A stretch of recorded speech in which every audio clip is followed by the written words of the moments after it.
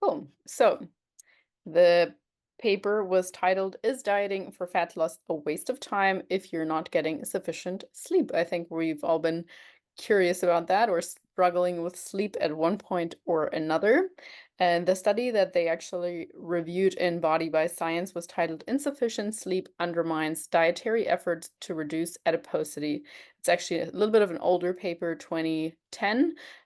Oftentimes, like when, for example, at university, we were always told look for research that's sort of like 10 years old and not necessarily much more.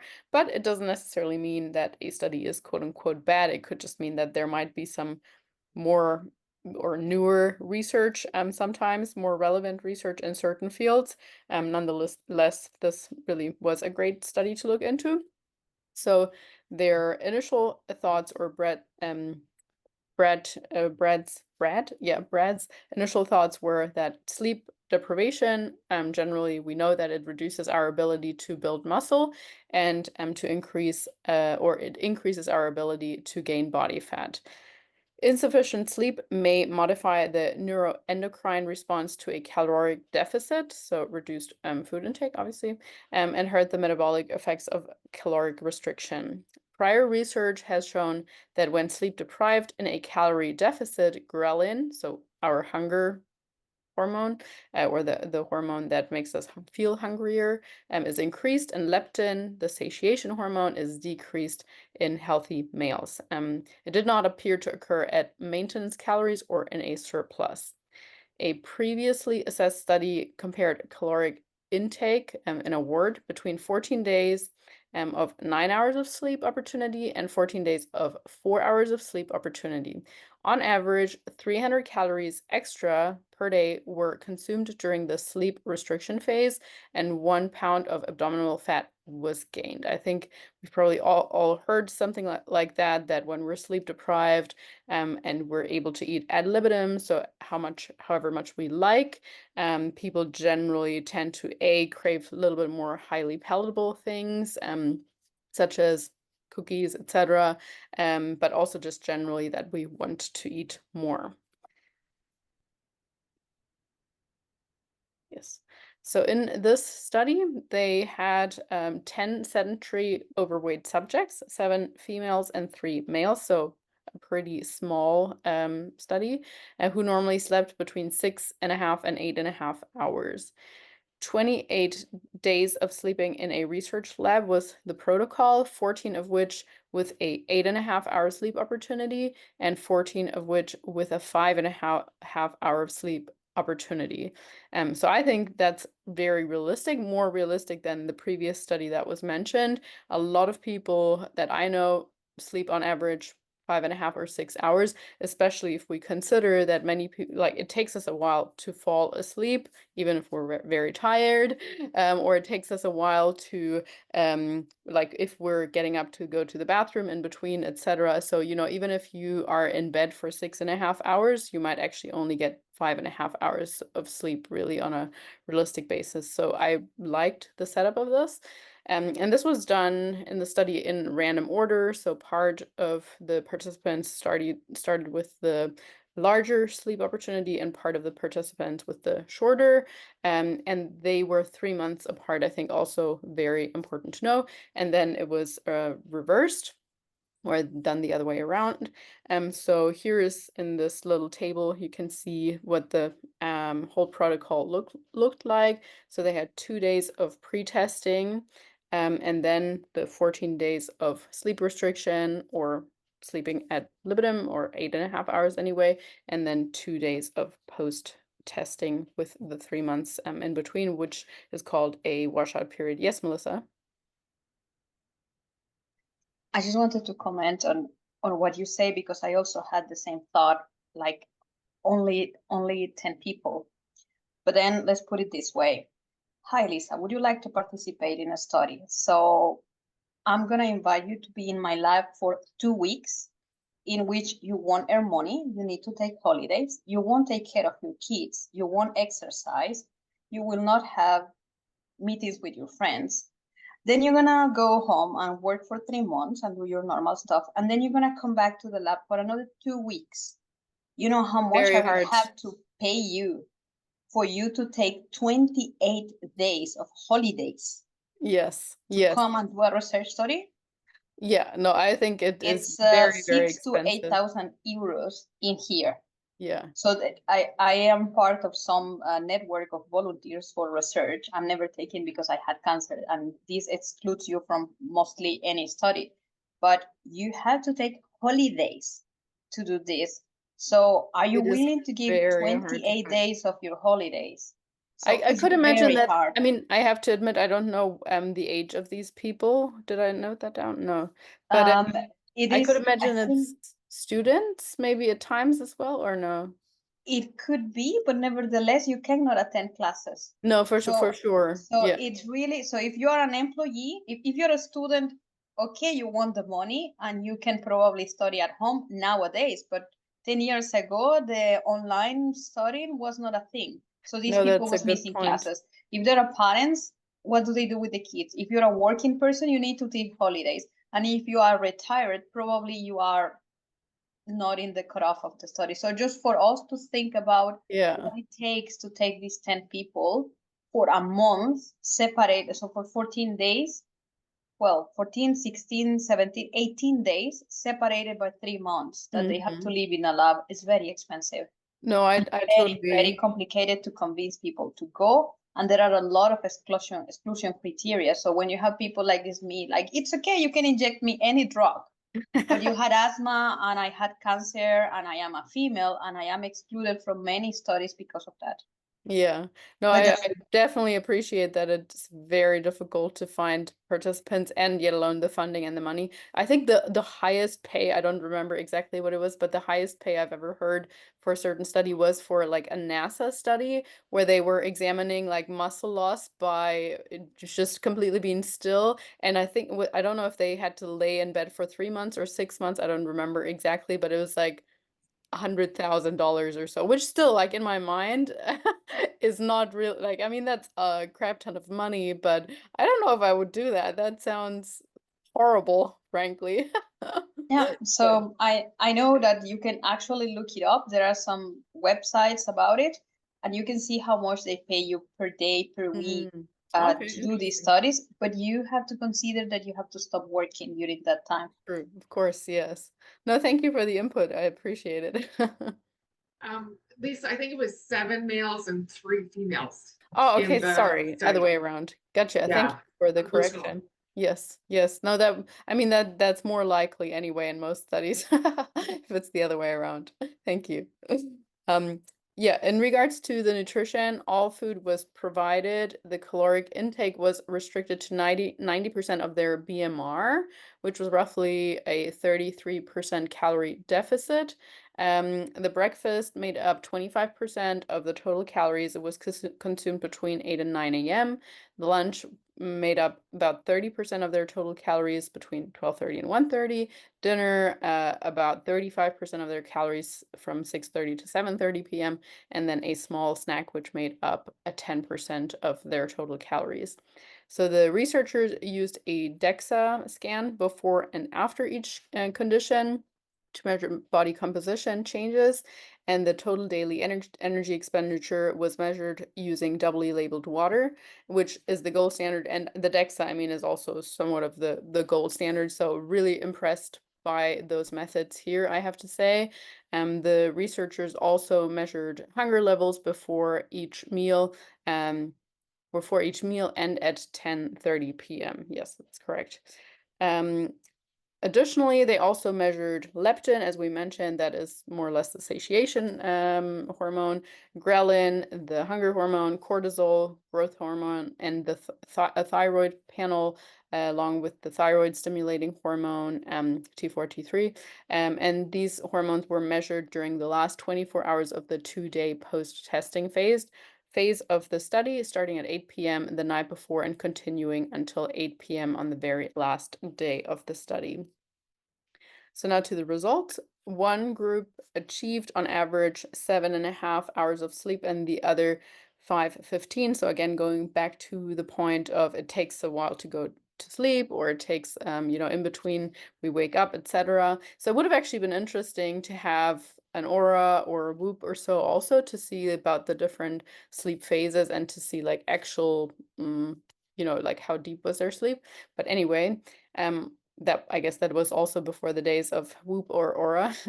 But on average, they consumed 1,450 calories per day during both conditions. So 50% carbs, 35% fat, 15% protein. And on average, they burned 2,140 calories per day during both conditions. And that I have to say was really surprising to me because I mean, they were up for like 2 hours and 15 minutes longer, the one group. And presumably they moved around in some way, shape, or form, even if they just stood or if they sat or, whatever. But they only burned 5 calories more. And I think a lot of people think, oh, if I'm up longer, you kind of get the feeling that it's justified to eat more because you're doing more per se. But yeah, for me, that was, I mean, obviously they were in a ward, so they can't necessarily like actually go for a proper outside walk or so. But I don't know if anyone else was surprised by that. But for me, that was very surprising.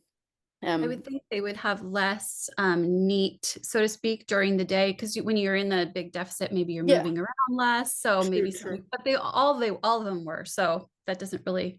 I guess maybe they were more lethargic because they were even more like sleep deprived, so that makes sense. But still, I would have figured that at least during maybe the first few days, you don't necessarily notice the sleep deprivation that much. I don't know. But yeah, and anyway, I thought that was very interesting. So theoretically, looking at this, there should not be a difference in weight loss during each condition if we just look at calories in, calories out type of thing. During both, to an extent that's true, during both they lost 6.6 pounds, so 3 kilos.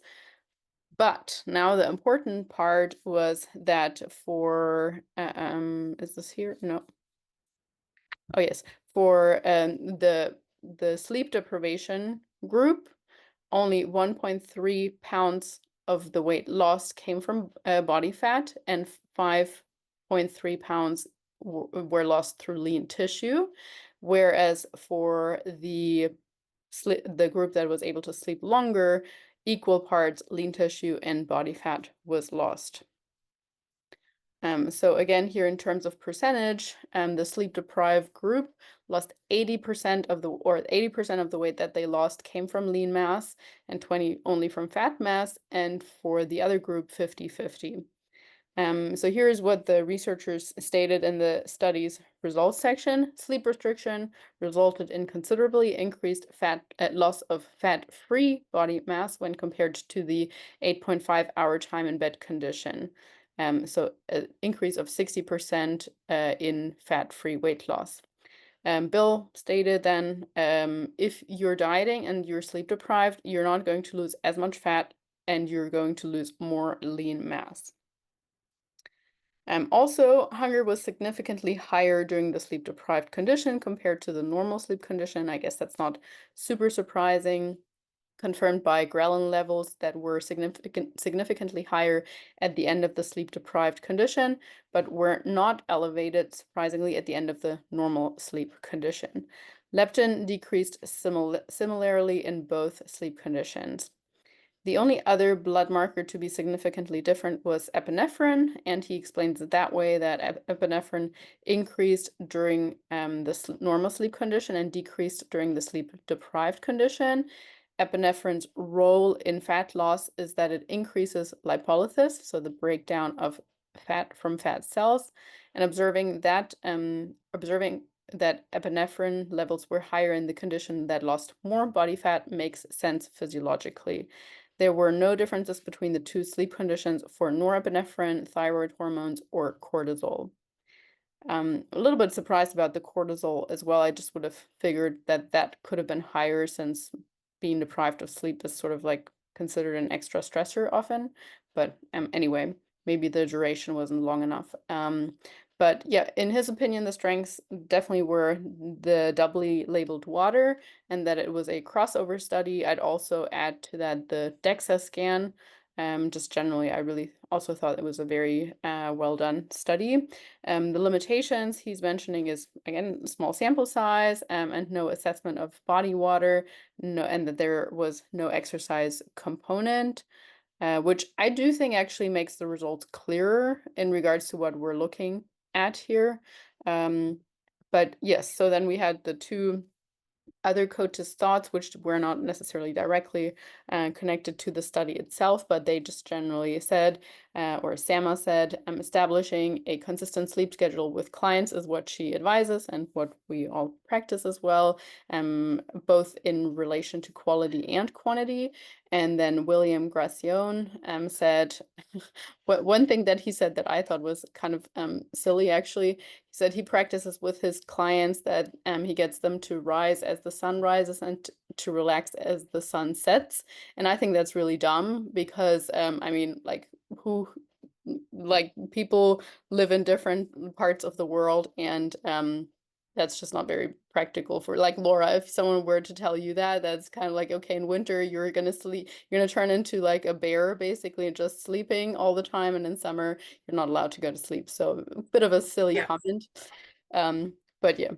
He did have some other good things, such as he encourages them to have a productive day so that at the end of the day you're actually tired, to set an intentional bedtime. I'm a big fan of that, and to start winding down 1 hour before going to bed. No phone in bed, also a big fan of that. To be mindful of alcohol and caffeine consumption, to work on stress reduction, and to work with supplements like magnesium, ashwagandha, etc. He also said to consider DIM and progesterone during perimenopause or menopause. So some helpful things, some things we all practice, or I think most of us are aware of anyway. But yes. Ooh, what are we doing here? Oh, sorry. So yes, let me know your guys' thoughts. What did you guys think of the study overall? It's not the study, but just whilst it's fresh, his recommendation to tell people to take progesterone, I thought was interesting, to say the least. And to call it a supplement. I mean, I think that was specifically for perimenopause and menopausal women, but I mean, like, I agree with you because it's just a very broad recommendation, which definitely doesn't apply to all women that struggle with sleep in perimenopause or menopause. Yeah. And if you're going to go down HRT route, then fine, but it's hormone replacement, so it's a medication. It's not a supplement, and you should probably get that from a registered healthcare professional, or at least have something that's, like 1 to 2 mil of 1 mil dropper per day. What does that mean? What's the dose of progesterone? Is it micronized progesterone? Is it what is it? Agreed. Anyway, I just thought it was interesting, and I'm not sure how it sort of made it in there, but Yeah. that's with my medical head on. So No, I agree. It's a good point. I really liked the study, and just from experience, I've noticed that some of my clients that struggle with sleep, it seems to be around the 6.5 hour mark per night, which isn't terrible. However, over prolonged periods of time, like more than 2 weeks, I definitely know that it makes a big difference in the fat loss phase, whether or not it's deficit. Like they can't seem to stay in a deficit because they're overtired, right? And then all of these things compound. So it just kind of solidified, my findings within clients. Yeah, absolutely. And I mean, even though 6.5 hours isn't quote unquote bad, I mean, still, it's kind of halfway between both of those conditions, right? And so if we go halfway between 80% and 50% here, which, like, 80% coming from lean body mass in the one group and 50% in the other group, it's still somewhat that if they're in the deficit, that's still like 65% or whatever. So 15% more of the weight that they lose comes from lean tissue. That's not insignificant, I don't think. Especially over prolonged periods of time, because Exactly. it tends to last longer than 2 weeks. Yeah. Right? Yeah, So, absolutely. yeah. Any other thoughts? anyone else was surprised by any of that, like the 5-calorie difference or anything like that? No, I just thought on, oh my God, poor of us mothers that didn't sleep for 2, 3, 4 years while breastfeeding kids. Hopefully you weren't too much in a calorie deficit during that time. No, but the thing is that they tell you, they lie to you, and they tell you, don't worry, the pregnancy weight, you're gonna lose it naturally while you breastfeed. It's just gonna come up, don't worry. Breastfeeding is magical. It was good. It was, I mean, I am pro breastfeeding, but this aura that they put around it, that you're gonna lose the belly fat and everything that you gain during the pregnancy just because you are breastfeeding, because this increases your calorie, your metabolic rate. No, sorry, your basic basal metabolic rate. It's not true. Unless you are intentional, you're not gonna lose weight. And many moms that just had a baby also decide to get in a deficit because they want to lose the weight, and they True. are sleeping nothing. Mm. Plus, of course, they are not weight training and they do not consume enough protein. Mm-hmm. Maybe they don't even eat enough because they are just over restricted. So I was thinking from this point of view, it doesn't make any sense to put them in a deficit. Yeah, no, that's a good point. I think it varies by person and by pregnancy too. I had two very different experiences with both of my kids. The first time I went breastfeeding, I lost all my weight in 5 weeks. Like it just fell off. And I was so hungry all of the time that my husband's cousin watched me eat a ginormous calzone and said, "You sure do eat a lot for a small person." It was kind of a family joke for a while, but that was my experience the first time. And then the second time, it was very, very different. It took me a long time to lose the baby weight, but I had had a regular birth and then a C-section. Like it just varies. Right. And I was older.